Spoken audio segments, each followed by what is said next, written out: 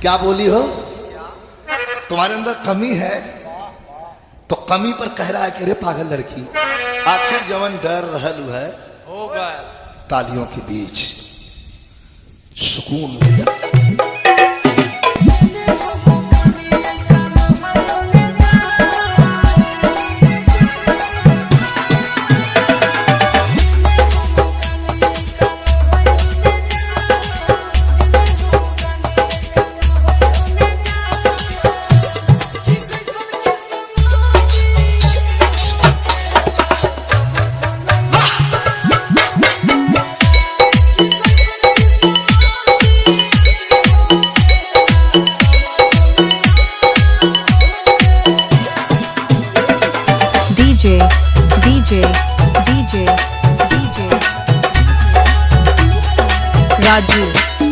Raju, NIMA, Bounshi.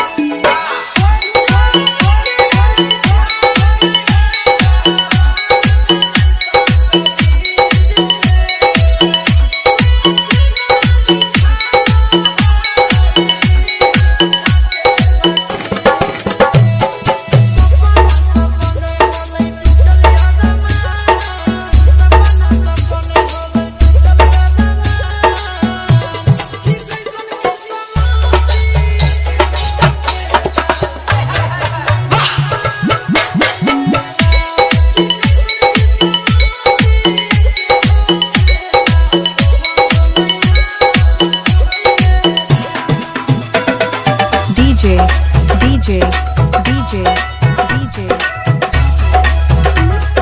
Raju NIMA